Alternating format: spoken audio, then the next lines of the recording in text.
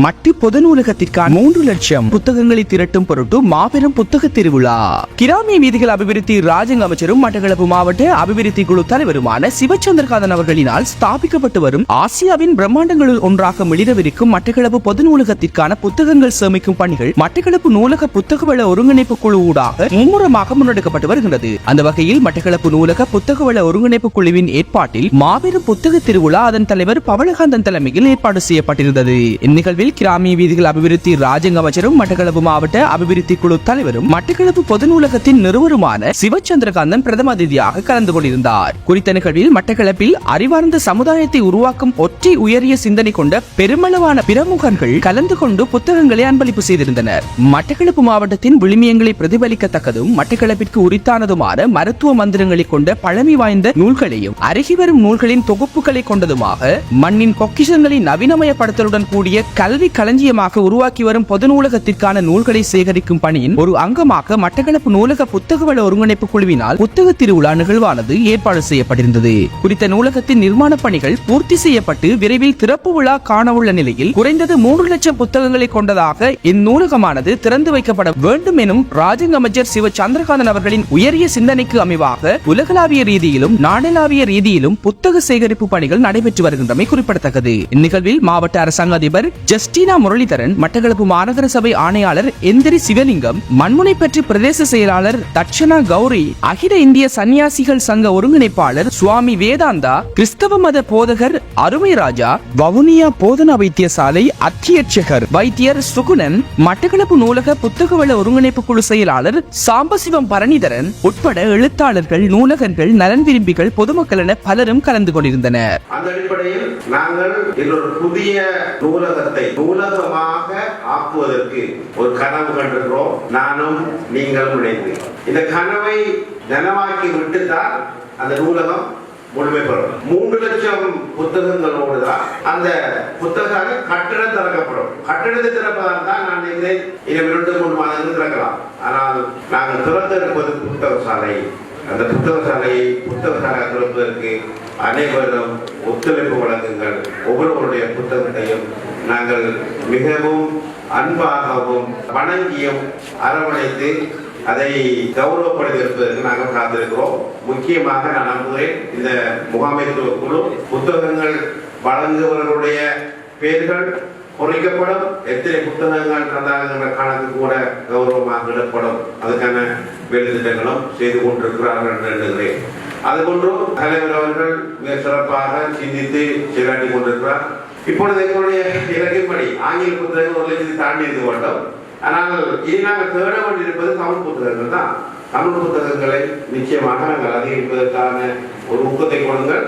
இன்றைய நாளுக்கு பின்ன 2 கிழமைக்கு பின்னர் புத்தகங்கள் எவ்வளவு சேர்கிறதோ அந்த புத்தகங்களை கணக்கெடுத்துக் கொண்டு நாங்கள் மாற்றுத்திட்டங்களை அறிமுகப்படுத்த வேண்டும். நிச்சயமாக எங்களுக்கு பல புத்திஜீவிகள் எழுந்திருக்கிறார்கள். உங்களுக்கு தெரியும், பொலிபலம் புத்தகத்தாலையில் எழுதிய செல்வராஜா ஐயா அவர்கள், அதுபோன்று ஏனைய புத்திஜீவிகளாம் ராஜா ஐயா அவர்கள் விரைவாக வந்து திறப்படாத முன்னரே அதை செப்பரட்டு, அதாவது ஐரோப்பாவினுடைய அல்லது உலகத்திலே வளர்ந்திருக்கிற நூலகங்களோடு ஒப்பிட்ட அளவிலே நிர்வாகத்தை மாற்றியமைக்கிறதா இருக்கிறார். ஆகையால் அதுவும் ஒரு கற்கையாக மண்டலமானதில் வர இருக்கிறது. இப்படி பல விடயங்கள் இடம்பெற இருக்கிறது. ஆகையால் இன்னும் ஒத்துழைப்பு தான் முக்கியம்.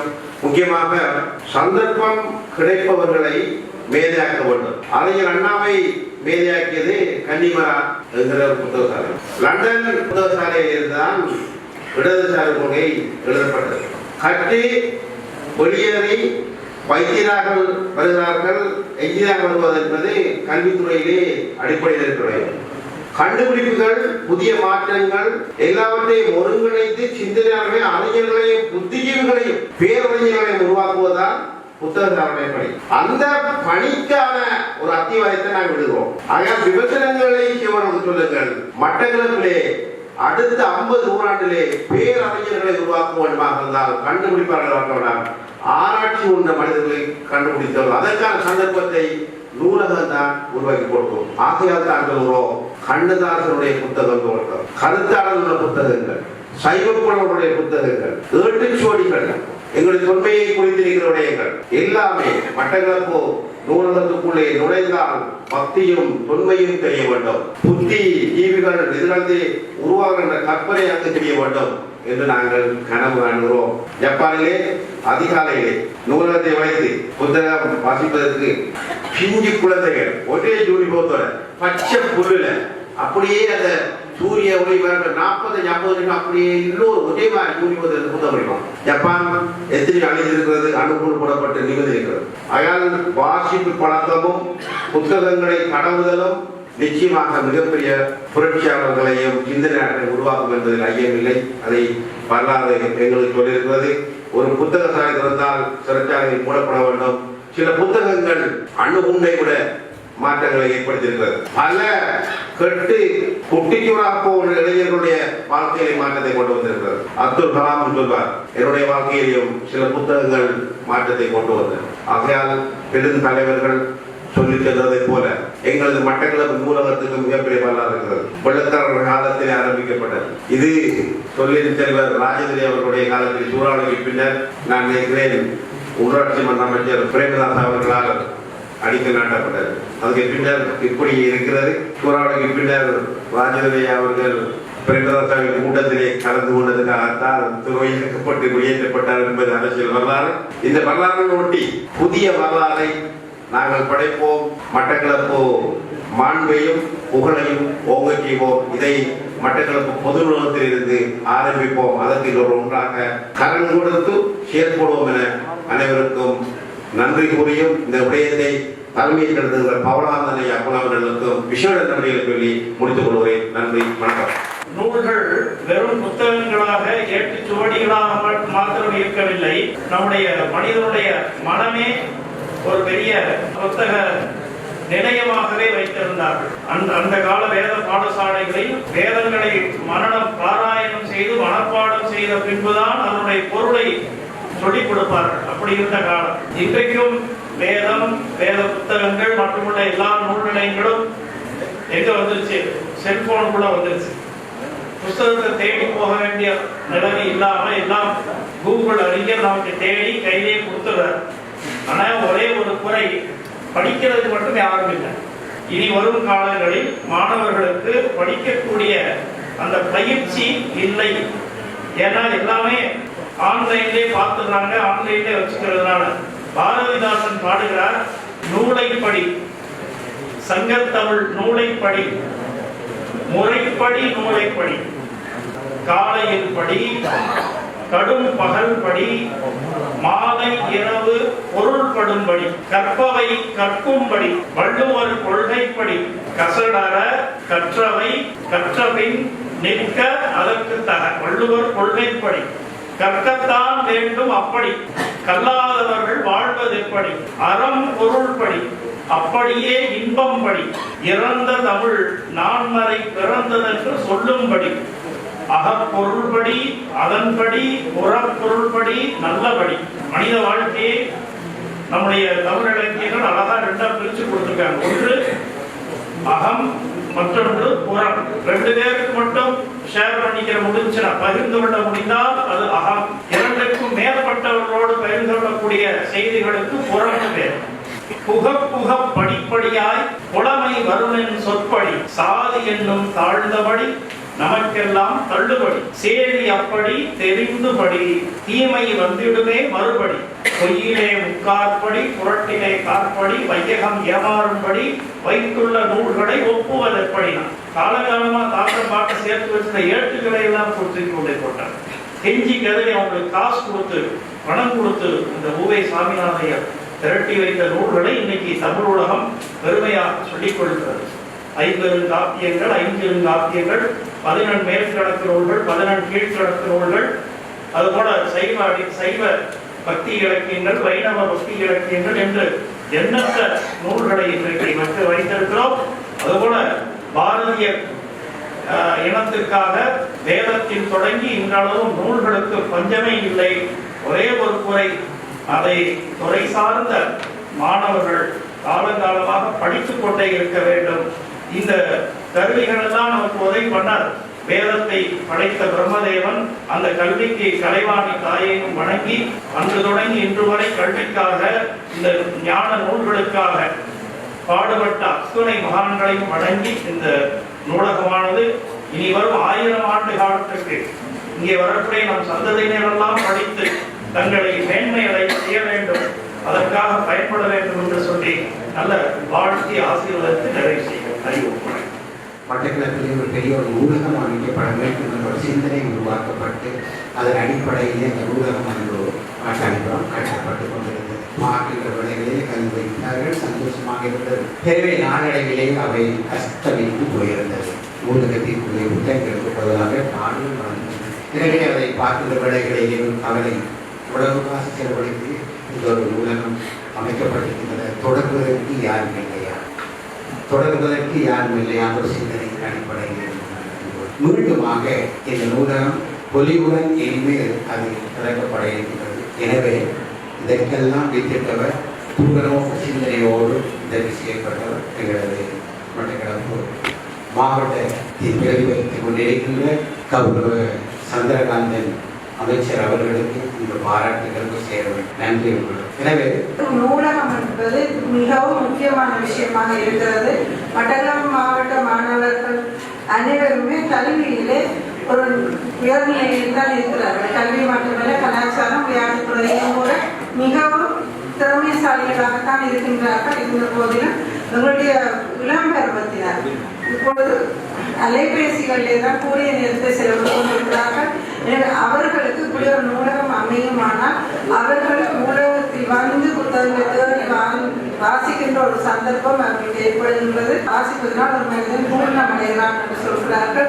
கண்டதை கேட்க பண்டிதனாவான் என்று சொல்கிறார்கள். இப்போ பலவிதமான புத்தகங்களை அவர்கள் வாசிப்பதன் மூலம் அவர்களுடைய அறிவு ஆற்றலானது விரிந்து செல்லக்கூடியதாக இருக்கிறது. பல வழிகளை அவர்கள் சிறிய வயதிலிருந்தே அறிந்து கொள்ளக்கூடியதாக இருக்கிறது. எனவே நாங்கள் புத்தகம் வாசித்தலை ஊக்குவிக்க வேண்டியவர்களாக இருக்கிறோம். இந்த சிறப்பான பணியை மேற்கொண்ட இந்த குழுவினருக்கு நான் நன்றியையும் பாராட்டுதல்களையும் தெரிவித்துக் கொள்கிறேன். இந்த சம்பிரதாயபூர்வமாக ஒரு சில புத்தகங்களை என்னால் கையளிக்கக்கூடியதாக இருந்து உண்மையிலே ஒரு நல்ல ஒரு நிகழ்வு. என்ன சொன்னா, இந்த புத்தகம் என்பதை நாங்கள் எவ்வளவு தூரம் சேர்த்து கொண்டிருக்கிறோமோ அந்த அளவு தூரம் இதை வாசிக்கிறதுக்குரிய ஆரம்ப நடவடிக்கைகளை நாங்கள் மேற்கொள்ள வேணும். என்ன பொறுத்தவரையில இது ஆரம்பம் தொடங்க வேணும்னா பாலர் பாடசாலையில தொடங்க வேணும். பாலர் பாடசாலை மாணவர்களோட எப்பயுமே ஆசிரியர்கள் ஒரு மாடலாக தான் இருப்பாங்க. டீச்சர் சொன்னா பிள்ளை கேட்கும், அம்மா அப்பா சொன்னா பிள்ளை கேட்கறதாக எனக்குமே தெரியாது.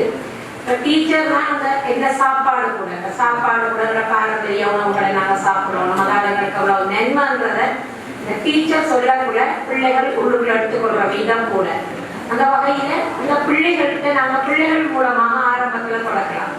ஒவ்வொரு சனி ஞாயிறும் முடிஞ்சு திங்கட்கிழமை ஸ்கூலுக்கு வந்த உடனே நான் ஏற்கனவே எந்த பிரதேசத்துல இருக்க ஆசிரியர்களை கேட்டுக்கொள்றது, அறநறை ஸ்கூலுக்கு போனீங்களா, போய் வந்தீங்களா கேட்கிற மாதிரி இந்த சனி ஞாயிறு இந்த கிழமை நீங்க என்ன புத்தகம் வாசிச்சீங்க என்ற ஒரு மோட்டிவேஷனோட அவங்களுக்கு கொடுக்கல. 2-3 பேர் சொல்றத பார்த்து ஏனைய மாணவர்களும் யோசிப்பாங்க, நான் இனியாவது வாசிக்கணும். அந்த இடத்துல அந்த வாசிப்புன்றதை நாங்க கூடுதலாக உணர்த்திட்டோம்னா பிறகு அவங்கள்ட்ட இருந்ததை பிரிக்க முடியாது. நாங்க புத்தகங்களை மீண்டும் எவ்வளவு சேமிக்க முடியுமோ அவ்வளவு சேமிப்போம்.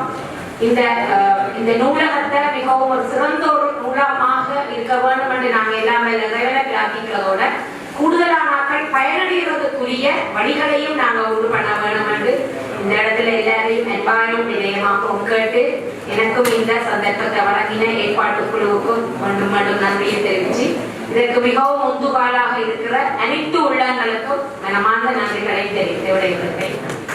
உண்மையிலேயே ஒரு இனத்தின் மதத்தின் வரலாற்றை பிரதிபலிப்பது இந்த ஆவணப்படுத்தல். இந்த ஆவணப்படுத்தலே மிக முக்கியமானது இந்த புத்தகங்கள் என்பது ஒரு காலத்தினுடைய கண்ணாடிகள். அந்த காலத்தில் இடம்பெற்ற விஷயங்களை நாங்கள் கண்கூடாக பார்க்க வேண்டுமானால் அவை இந்த புத்தகங்கள் மூலம்தான் எங்களுக்கு தெளிவுபடுத்தப்பட்டு இருக்கின்றது. நாங்கள் மிக இலகுவாக சொல்லலாம், இப்போது இ-புக் வந்திருக்கிறது, நாங்கள் லைப்ரரியில் இருந்து இதை பார்க்க வேண்டிய அவசியம் இல்லை என்று. உண்மையிலேயே பானை இருந்தால் தான் அகப்பை வரும்.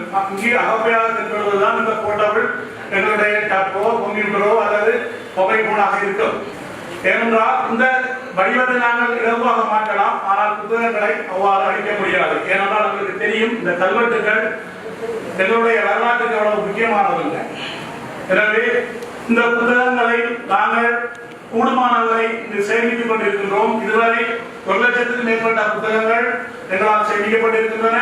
இந்த புத்தகங்களுக்காக இந்த சேமிப்பில் எங்களுடைய ஒருங்கிணைப்பு குழு மிகவும் இரவு பகலாக கஷ்டப்பட்டுக் கொண்டிருக்கின்றது. அது மட்டுமல்ல, இவற்றை கணனிமயப்படுத்துவதற்காக நாங்கள் எங்களை தயார்படுத்தி இருக்கின்றோம். இருந்தாலும் அவை போதுமானதாக இல்லை. எனவே இவற்றை முழுமூச்சாக செய்வதற்கு இன்னும் பல விஷயங்களை நாங்கள் கையாள வேண்டி இருக்கின்றது. எனவே எதிர்காலத்தில் இவற்றை நாங்கள் செய்து முடிப்போம் என கேட்டுக்கொண்டு, எனவே மிக குறுகிய காலத்தில் இந்த பொது நூலகத்தை நாங்கள் திறந்து மக்களுடைய பார்வைக்கு விட வேண்டும். அது மட்டுமல்ல, ஒரு எண்ணற்ற புத்தகங்களை சேகரிக்க வேண்டும். இது என்னை பொறுத்தவரை கிழக்காசியாவின் ஒரு பிரபல்யமான பொது நூலகமாக வடிவம் பெற வேண்டும் என்பதே எனது ஆசை. எல்லோருக்கும் வீரபாண்டிய கட்டபொம்மனினுடைய கதை தெரியும். அவருடைய ராஜதானி பாஞ்சாலங்குறிச்சி என்ற இடத்தில் தான் அமைந்திருந்தது. அந்த இடம் அமையப்படுவதற்கு ஒரு காரணம் இருந்தது. இந்த மன்னர் வேட்டைக்கு செல்லும் பொழுது எப்பொழுதுமே வேட்டை நாய்களை முன்னே செல்லும் பொழுது அவர்கள் குதிரைக்கு சென்று கொண்டிருப்பார்கள். இந்த பாஞ்சாலங்குறிச்சி என்ற இடத்திற்கு சென்ற பொழுது அந்த வேட்டை நாய்கள் எல்லாம் திரும்பி ஓடி வந்து கொண்டிருந்தது. அப்பொழுது மன்னனுக்கு ஆச்சரியமாக இருந்தது, ஏன் இந்த நாய்கள் திரும்பி ஓடி வந்து கொண்டிருக்கின்றது. அந்த நாய்களை ஒரு முயல் குட்டி துரத்தி கொண்டிருந்தது. அந்த முயல் குட்டியின் வீரம்தான் அந்த பாஞ்சாலங்குறிச்சி. அதே போன்றுதான் இந்த கதைக்கும் எங்களுடைய நூலகத்திற்கும் தொடர்பில் நிறைய சவால்கள், அரசியல் பழிவாங்கல்கள் மற்றும் அதிகாரிகளுடைய அக்கறையின்மை, சமூகத்தில் உள்ளவர்களுடைய ஈடுபாடு குறைவு, இளைஞர்கள் மத்தியிலே இருக்கின்ற நூலகம் தொடர்பான தெளிவுபடுத்தல் போன்ற பல காரணங்களினால் எங்களுடைய நூலகம் இவ்வாறு தாமதப்பட்டுக் கொண்டிருக்கின்றது. இருந்தும் இவை எல்லாவற்றையும் தாண்டி இந்த வேட்டை நாய்களை எவ்வாறு விரட்டி கொண்டு இந்த முயல்குட்டி வந்ததோ அவ்வாறு எங்களுடைய இந்த பாஞ்சாலங்குறிச்சி போல் இந்த நூலகம் இந்த இடத்திலே அமைந்து பயன்பெறும் என கூறிக்கொண்டு எங்களுடைய வரவேற்பு செல்கின்றேன்.